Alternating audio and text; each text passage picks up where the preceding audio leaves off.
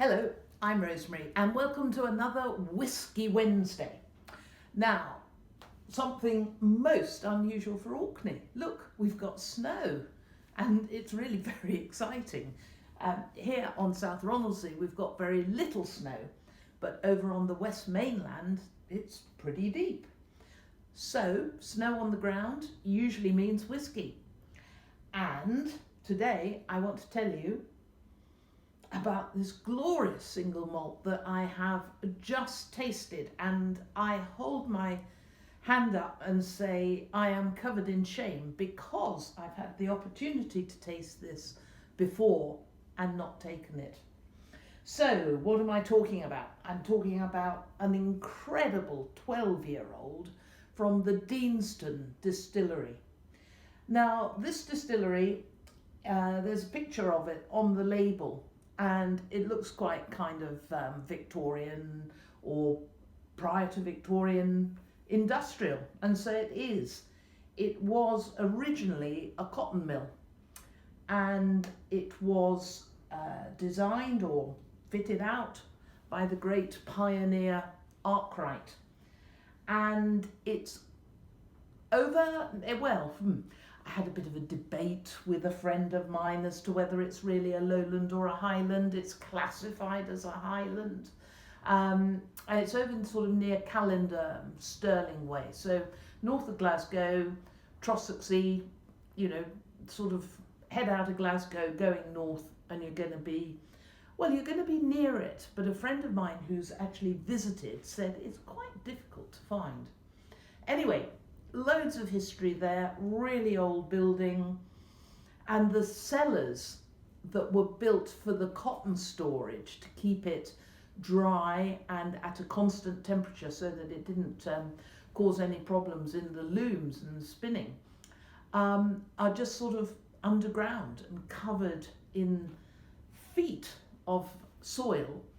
And my friend Pat Retson, who many of you will know from her years at Highland Park as their brand heritage manager, she said they just have the feel of a Spanish bodega, sort of rounded tops. And certainly if you go onto the Deanston website, don't go yet, you're meant to be listening to me. If you go onto their website, you'll see a picture of the cellars, and they do look fantastic, and there's much more about the history of the distillery there. So I attended the amazing Geraldine Murphy's Women in Whiskey fundraising lunches held in Glasgow in March in aid of International Women's Day. And Geraldine runs the first women's whiskey club in the UK. And the one that I had in Chichester, I believe, was the second. She is an inspiration. And some of the distillery representatives who came along to those lunches, obviously I'm talking in the past because they haven't happened last year and they won't be happening this year, were from Deanston and Burn Stewart, their parent company. And of course they were girls. And in fact, one of their senior blenders is Dr. Kirsty McCullum. And on the label, in those way of many wine labels, there's loads of people who have signed it. All distillery manager, mashman, stillman, etc., etc. Has Kirsty signed it? No. Perhaps that's something that will be rectified when they have to reprint the labels. You never know. Anyway, the nose on this is just fantastically full. It's rich, and I'm just utterly amazed because when I think of American oak, I tend to think of much more appley flavours, top fruit, we call it, things that grow on trees. Apples and pears are the flavours that we have in whiskey. Don't often find plummy flavours. Perhaps more in ex-sherry barrels, but along with the dried fruits. But this is American oak matured, And I can only think that it must be something to do with the complete magic of the cellars and their extraordinary history. Because as you nose it more and more, and obviously knowing that it's got American oak in it, you're also looking for your tart tatin flavours, your vanilla-y flavours, and you do get the hint of that richness. If you're familiar with cooking with vanilla extract, which is just so deep and rich, and if you know what a vanilla pod looks like, a dark pod where you open it up to take the seeds out and scrape out the insides, and that glorious sticky mass that has this super rich flavour. If you know that and then nose this whiskey, yeah, you can certainly find it. Not a lot of spice on the nose, but it's deep and it's really enticing and beguiling. And looking out there, it's certainly a good dram to be having today. So let's have a little taste.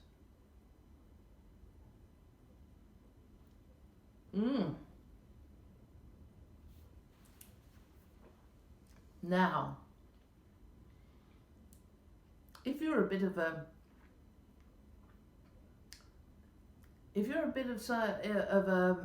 sherry barrel finish or maturation freak, and you taste this, you will for sure know that it's different. But you'll really have to work at it to work out what's going on here in your mouth, because the initial feel and flavours in your mouth, or tastes in your mouth, are all about richness and deepness. And you would think that there's been some sherry barrel maturation, but not a bit of it. This is like classy American oak maturation.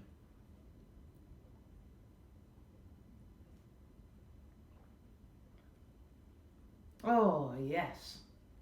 So, cereal. If I say toffee, I think people just think of something that's too sweet and too rich and almost fudge-like. And I would say to you, and maybe it's the suggestion that this is American oak, but I would say to you that this is not so much toffee, but it's more like a really nice aged, good quality maple syrup. So it's sweet but not cloyingly sweet, and just has this delicious sort of caramelly fruitiness. And then at the back you start to get the vanilla. Can you tell I'm quite excited about this whiskey? There's just the tiniest bit of pepper. I get allspice. I definitely get Caribbean spices here. I get allspice and nutmeg.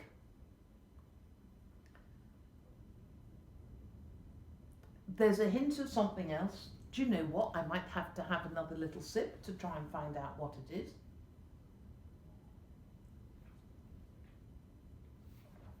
Do you ever cook Caribbean? Do you ever kind of go to make up your own jerk seasoning? And if you do, you'll need allspice for sure. Maybe a little pinch of cloves as well. It's not so much chili, but there is definitely pepper. To me, there's allspice, which we call Jamaican pepper, although it's got nothing to do with Jamaica. In fact, I've seen it growing in India. And that maple syrup and the vanilla. And so that as a flavour or a taste combination as making up a flavour, I'm being a bit pedantic there, kind of says that it's sweet, and it is sweet. But it has a lovely dry finish, and it's a long finish. Now this is 12 years old, and it's just it just grows and grows in your mouth. I am slowly posting old whiskey videos, and certainly on our, Whiskey Wednesdays, dear viewer, every fortnight. So on the in-between weeks, we're trying to get some of the old videos out, and we've just about finished posting all the old Christmas selections. And I will see if we've got the compass box,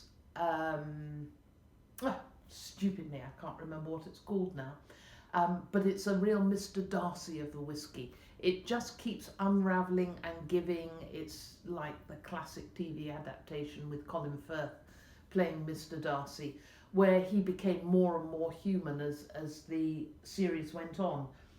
And Oak Cross, there we are, that was good. It doesn't have to have a little sticker at the bottom this time, as we remember. Glengoyne, do you remember? I was trying to remember that last time. So, Compass Box, Oak Cross, they call it their Mr. Darcy whiskey. This is a Mr. Darcy whiskey as well. It is just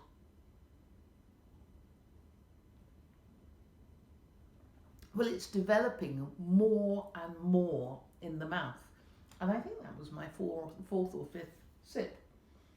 So, I'm so reluctant to put any water in this. It's over 46% proof. It's 46.3. So obviously that extra alcohol gives much more flavour. But, wow, it's absolutely worth it. So I'm going to put the proverbial tiddly squib.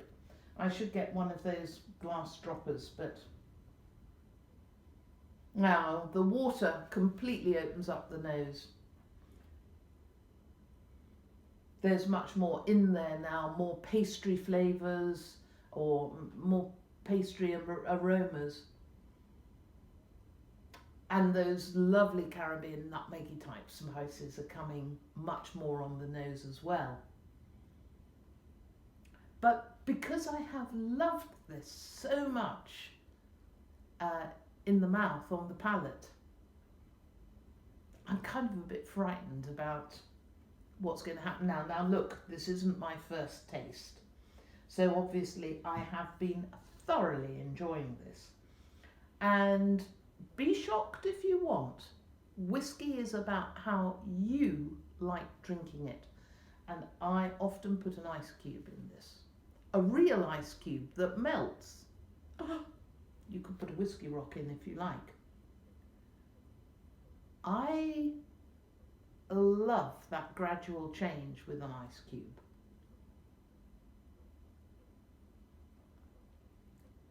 But how am I going to feel about it with water, which is a much more immediate release? Well, I find that actually in terms of sensation in the mouth, it thins the whiskey down, which usually, I suppose, by the end of a glass, you're not quite so picky and aware of. And I have to say that just that little bit of water does release much more of the toffee flavour. A friend of mine, Maria Jose Sevilla, she was in charge of food and wine from Spain for many, many years. Wonderful ambassador for Spanish food. And she's now a great person to follow on Instagram if you like the food and drink of Spain and just cooking. Anyway, she posted a wonderful sort of hazelnut and caramel turon just before Christmas. And it looked so delicious that I made some. And that was sugar and water brought to a caramel and then stopped and poured onto lightly roasted hazelnuts. And the flavour that I get, especially now I've added water,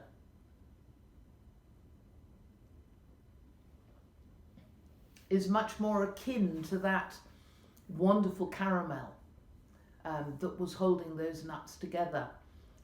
Just not too sweet. Despite being a short, fat, cuddly cook at heart, I am not overly fond of really sweet things. I cannot commend this to you enough. It is a cracking whiskey, and no, I'm not going to tell you how much it costs at the moment. I want to tell you that I've been along the lane with my whiskey bottle, and I've been to see two of my whiskey boyfriends, Simon, who we chatted about before, and he says I misrepresented him. It's not that he's against all Highland whiskies, but a lot of Speyside whiskies he finds a bit harsh. Well, I really wanted to know what he thought about this, because I didn't hear him say that. But he loved this whiskey. He said that he would drink this straight, and he usually puts a drop into his whiskies, a drop of water, that is. Wait till I tell you about a Canadian whiskey we tasted recently and the drop they put in that.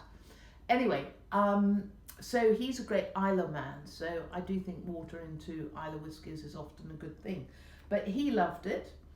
My other whiskey boyfriend down the lane, Pete, he was really delighted with it, and he's like me. His favourite place to drink whiskey is out there in the fresh air, and he loved it outside, and he also loved it indoors as a just before bed whiskey. Now, Pat, I've talked to you about Pat before, Pat of the Highland Park fame. She was really knowing when I said that I had fallen in love with this whiskey, and she said, Deanston is just a funny thing, you know, it's not in with the big guys, it's not running with the gang in terms of whiskey distilleries, and it's so wrong. It's absolutely so wrong, and there is so much fashion for which distilleries are the thing in whiskey.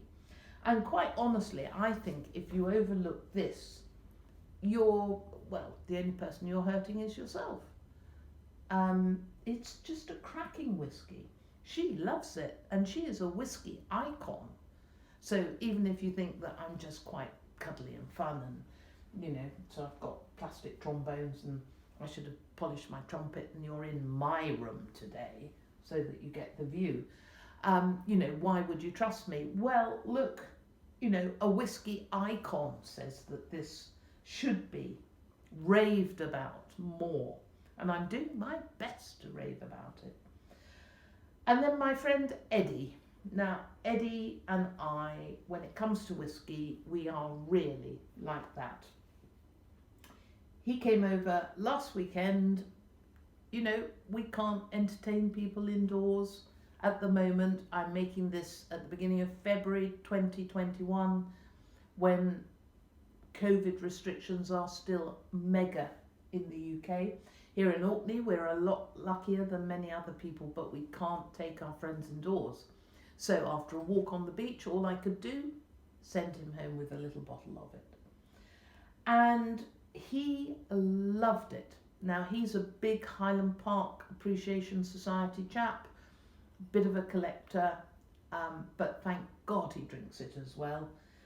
And let's just say that his lovely wife bought him a bottle, and he's delighted with it. So what more can I say? I'm actually making this video before lunchtime. My favourite time to drink whiskey is about 4 o'clock in the afternoon outside. But on a snowy day like this, don't you love the view from my desk? On a snowy day like this, this is just perfect. What have I got to tell you? How much it costs. Now, I know a lot of you watch me and say, because, come on, there's two of you really, not just one. We can't get the whiskies you talk about. We're in the States, we're in the Far East, or whatever.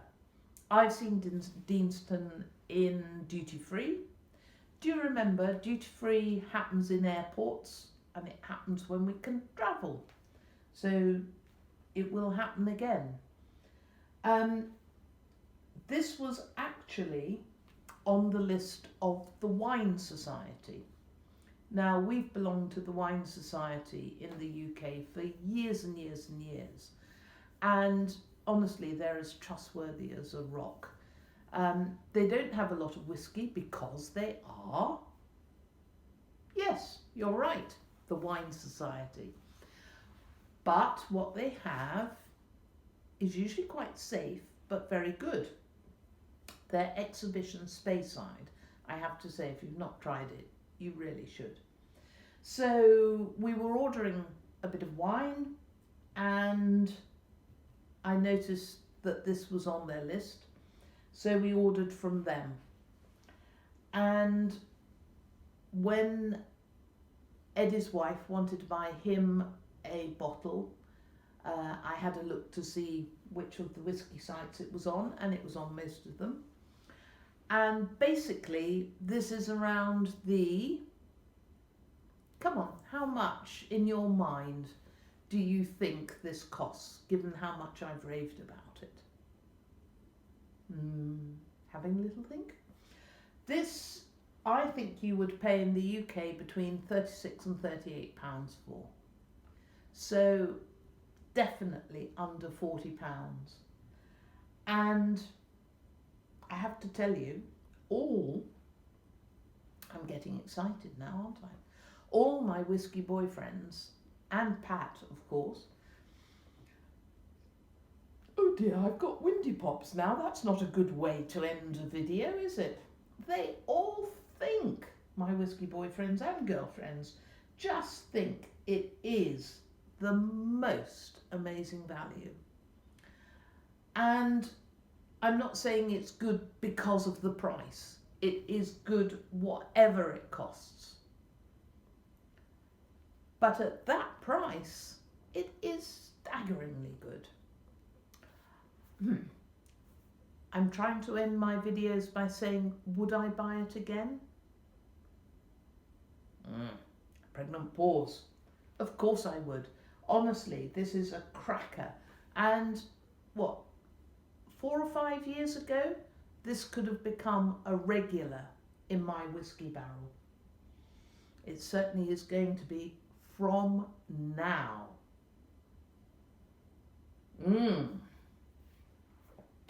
Slangivar, definitely. So, somewhere out there is Mr. Moon and Patch the puppy.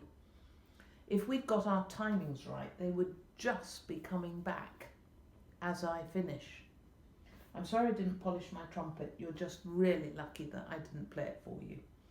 And do you like my red plastic trombone? Yep, I learnt to drink playing brass in the Brighton Youth Orchestra. But that, dear viewer, is a different story. Bye for now. See you in a couple of weeks. Now look, I usually expect to drink you out 1 o'clock